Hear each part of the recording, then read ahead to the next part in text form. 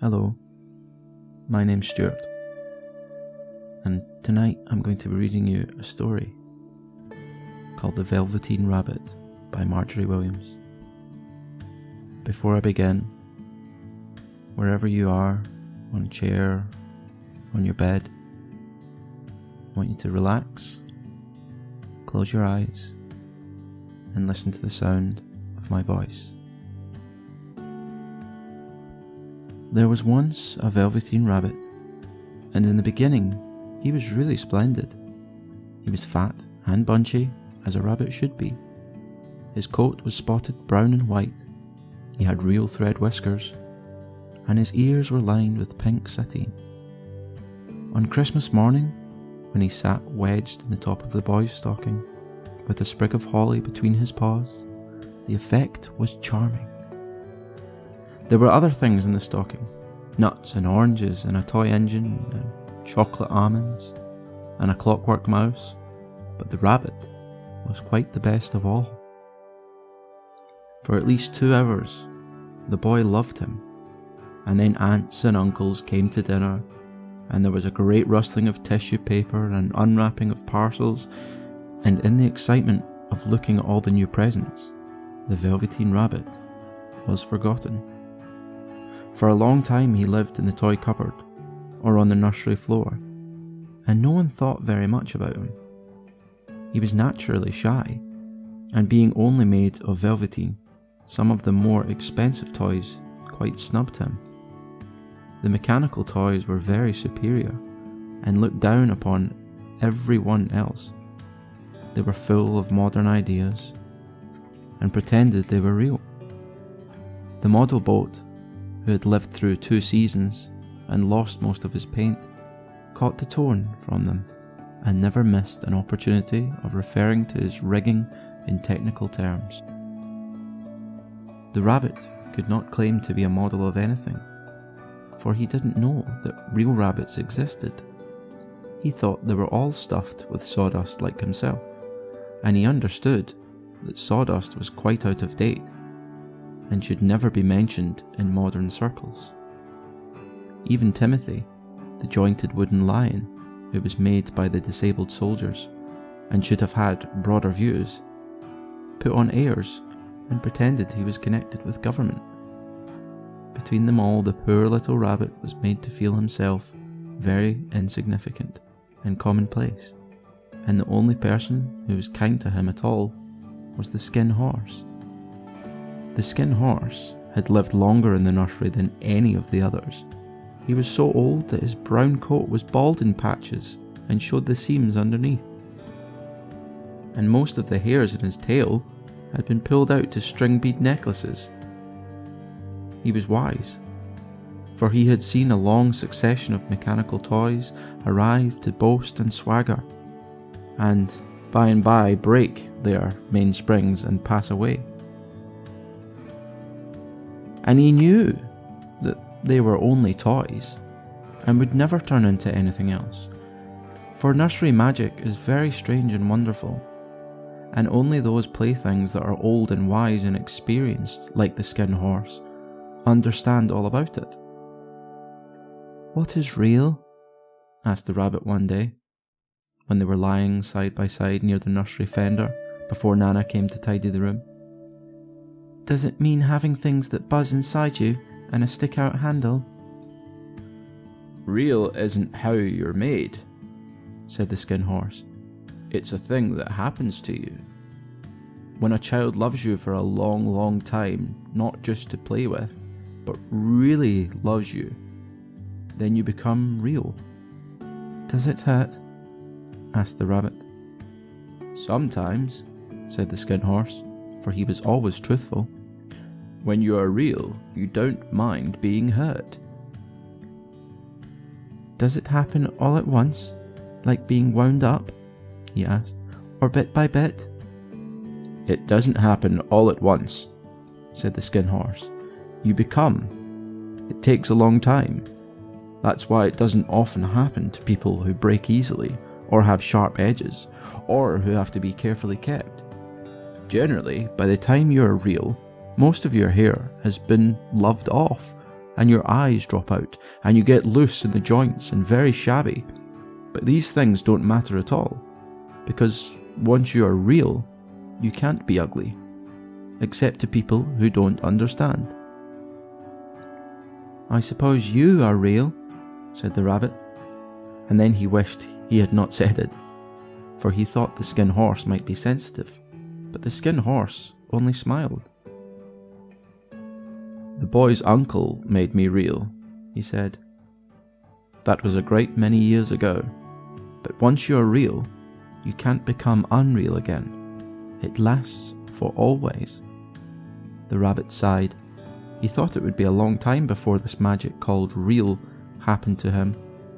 He longed to become real, to know what it felt like, and yet the idea of growing shabby and losing his eyes and whiskers was rather sad. He wished that he could become it without these uncomfortable things happening to him. There was a person called Nana who ruled the nursery. Sometimes she took no notice of the playthings lying about, and sometimes, for no reason whatsoever, she went swooping about like a great wind and hustled them away in the cupboards. She called this tidying up, and the playthings all hated it, especially the tin ones. The rabbit didn't mind it so much, for wherever he was thrown, he came down soft. One evening, when the boy was going to bed, he couldn't find the china dog that always slept with him. Nana was in a hurry, and it was too much trouble to hunt for china dogs at bedtime, so she simply looked about her, and seeing that the toy cupboard door stood open, she made a swoop. "Here," she said, "take your old bunny. He'll do to sleep with you." And she dragged the rabbit out by one ear and put him into the boy's arms. That night, and for many nights after, the Velveteen Rabbit slept in the boy's bed. At first, he found it rather uncomfortable, for the boy hugged him very tight, and sometimes he rolled over on him, and sometimes he pushed him so far underneath the pillow that the rabbit could scarcely breathe. And he missed, too, those long moonlight hours in the nursery, when all the house was silent, and his talks with the skin horse. But very soon, he grew to like it, for the boy used to talk to him, and made nice tunnels for him under the bedclothes that he said were like the burrows the real rabbits lived in. And they had splendid games together, in whispers, when Nana had gone away to her supper and left the nightlight burning on the mantelpiece. And when the boy dropped off to sleep, the rabbit would snuggle down close under his little warm chin and dream, with the boy's hands clasped close round him all night long. And so time went on, and the little rabbit was very happy. So happy that he never noticed how his beautiful velveteen fur was getting shabbier and shabbier, and his tail coming unsewn, and all the pink rubbed off his nose where the boy had kissed him. Spring came, and they had long days in the garden, for wherever the boy went, the rabbit went too. He had rides in the wheelbarrow and picnics on the grass, and lovely fairy huts built for him under the raspberry canes behind the flower border. And once, when the boy was called away suddenly to go out to tea, the rabbit was left out on the lawn until long after dusk, and Nana had to come and look for him with the candle, because the boy couldn't go to sleep unless he was there. He was wet through with the dew, and quite earthy from diving into the burrows the boy had made for him in the flower bed, and Nana grumbled as she rubbed him off with a corner of her apron. "You must have your old bunny," she said. "Fancy all that fuss for a toy." The boy sat up in bed and stretched out his hands. "Give me my bunny," he said. "You mustn't say that. He isn't a toy. He's real."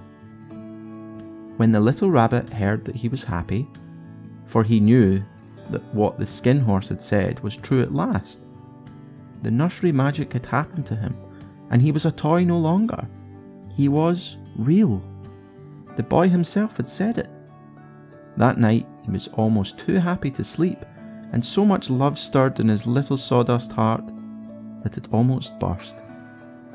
And into his boot-button eyes, that had long ago lost their polish, there came a look of wisdom and beauty, so that even Nana noticed it next morning when she picked him up and said, "I declare if that old bunny hasn't got quite an own expression." That was a wonderful summer. Near the house where they lived, there was a wood, and in the long June evenings, the boy liked to go there after tea to play. He took the Velveteen Rabbit with him, and before he wandered off to pick flowers or play at brigands among the trees, he always made the rabbit a little nest somewhere among the bracken, where he would be quite cosy, for he was a kind-hearted little boy, and he liked Bunny to be comfortable. One evening, while the rabbit was lying there alone, watching the ants that ran to and fro between his velvet paws in the grass, he saw two strange beings creep out of the tall bracken near him.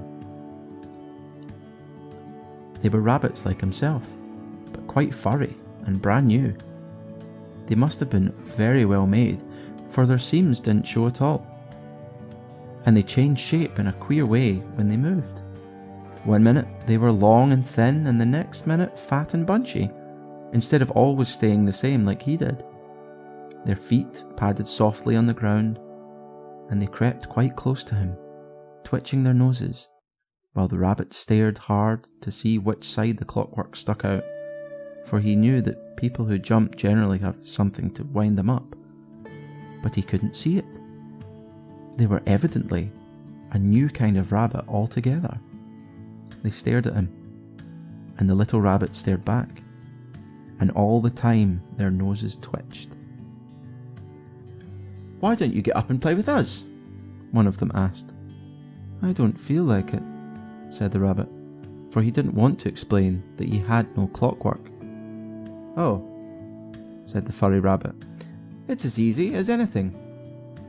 And he gave a big hop sideways and stood on his hind legs. "I don't believe you can," he said. "I can," said the little rabbit. "I can jump higher than anything."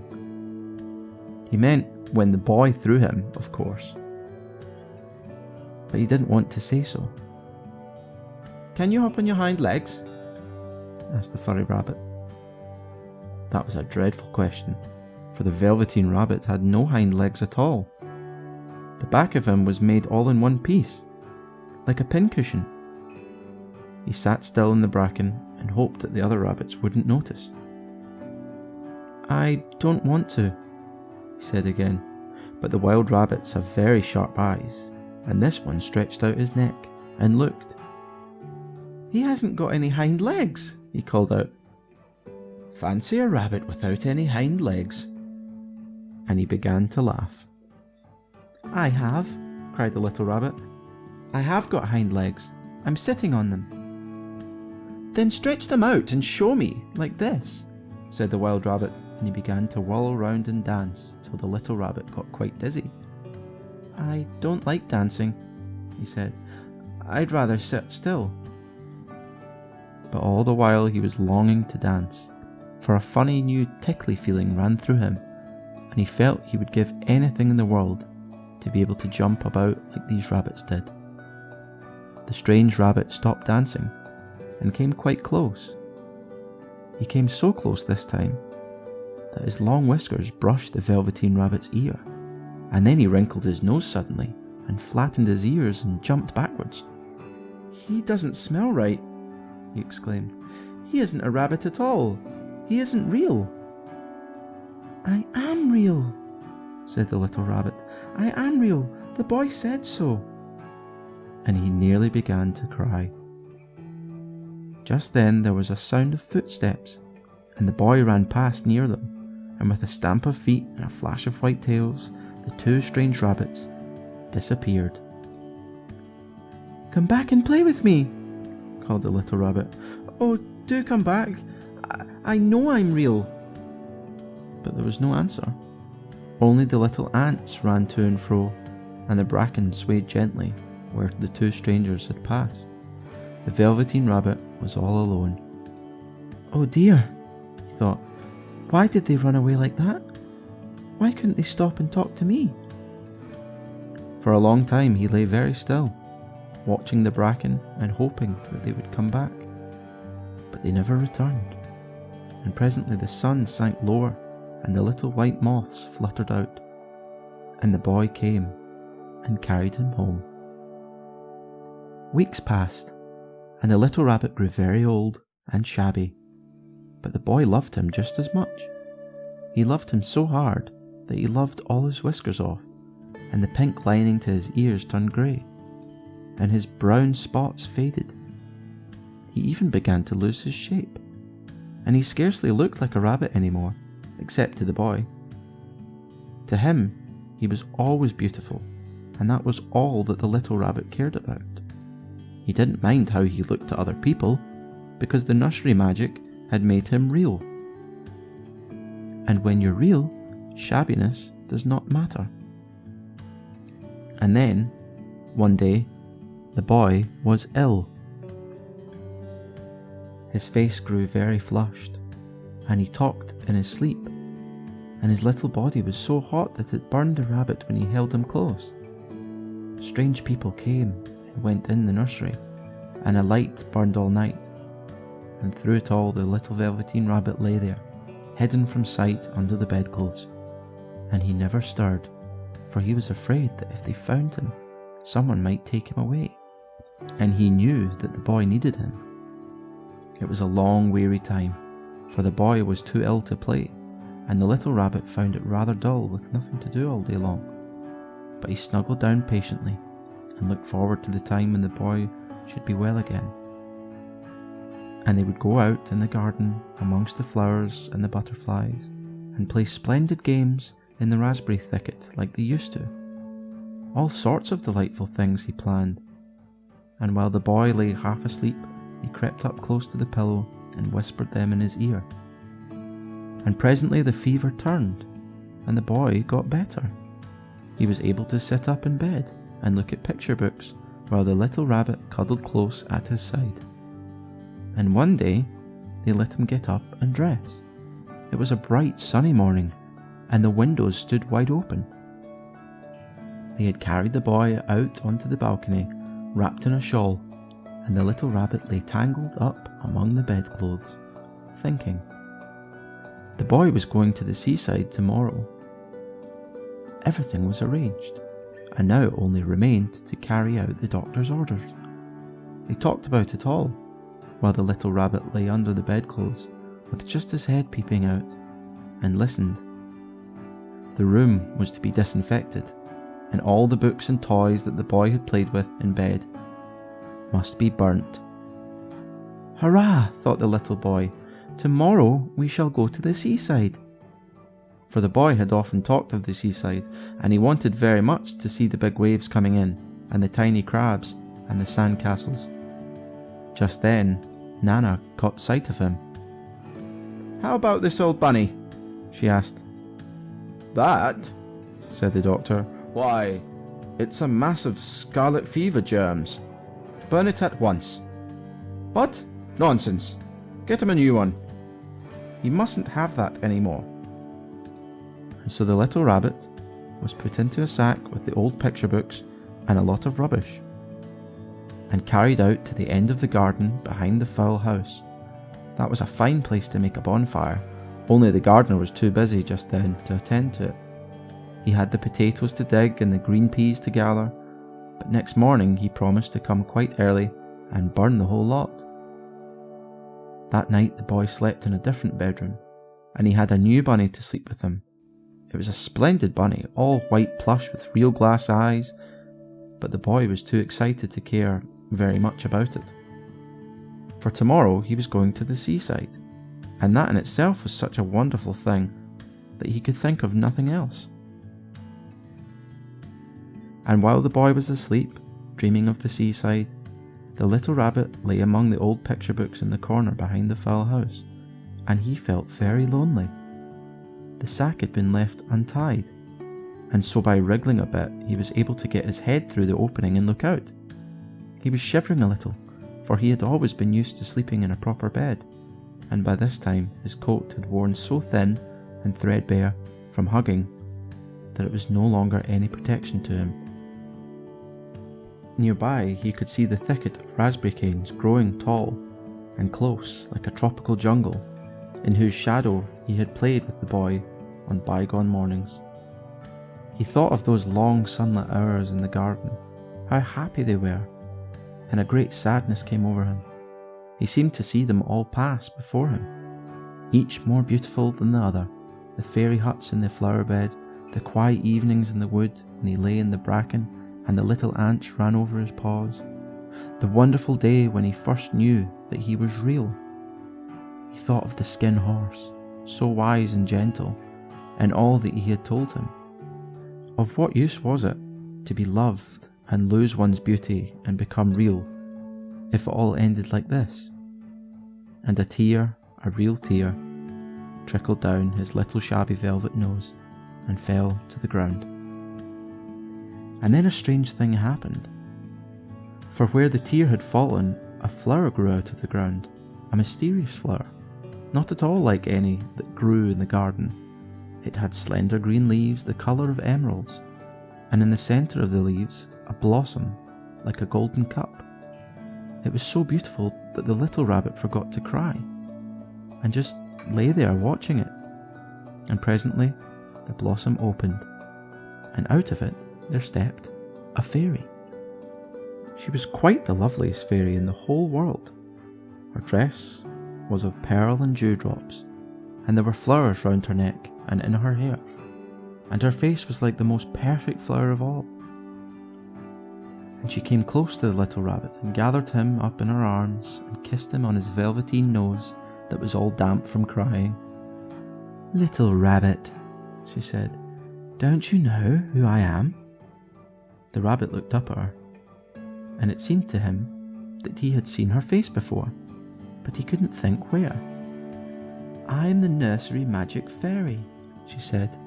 "I take care of all the playthings that the children have loved. When they're old and worn out, and the children don't need them anymore, then I come and take them away with me and turn them into real." "Wasn't I real before?" asked the little rabbit.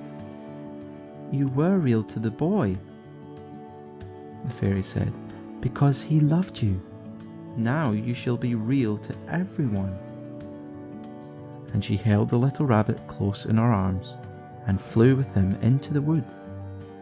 It was light now, for the moon had risen. All the forest was beautiful, and the fronds of the bracken shone like frosted silver. In the open glade between the tree trunks, the wild rabbits danced with their shadows on the velvet grass, but when they saw the fairy, they all stopped dancing and stood round in a ring to stare at her. "I've brought you a new playfellow," the fairy said. "You must be very kind to him and teach him all he needs to know in Rabbitland, for he is going to live with you for ever and ever." And she kissed the little rabbit again and put him down on the grass. "Run and play, little rabbit," she said. The little rabbit sat quite still for a moment and never moved, for when he saw all the wild rabbits dancing around him, he suddenly remembered about his hind legs, and he didn't want them to see that he was made all in one piece. He did not know that when the fairy kissed him, that last time, she had changed him altogether. And he might have sat there a long time, too shy to move, if just then something hadn't tickled his nose, and before he thought what he was doing, he lifted his hind toe to scratch it. And he found that he actually had hind legs. Instead of dingy velveteen, he had brown fur, soft and shiny. His ears twitched by themselves, and his whiskers were so long that they brushed the grass. He gave one leap, and the joy of using those hind legs was so great that he went springing about the turf on them, jumping sideways and whirling round as the others did, and he grew so excited that when at last he did stop to look for the fairy, she had gone. He was a real rabbit at last, at home with the other rabbits. Autumn passed, and winter, and in the spring, when the days grew warm and sunny, the boy went out to play in the wood behind the house, and while he was playing, two rabbits crept out from the bracken and peeped at him. One of them was brown all over, but the other had strange markings under his fur, as though long ago he had been spotted, and the spots still showed through. And about his little soft nose and his round black eyes there was something familiar, so that the boy thought to himself, "Why, he looks just like my old bunny that was lost when I had scarlet fever."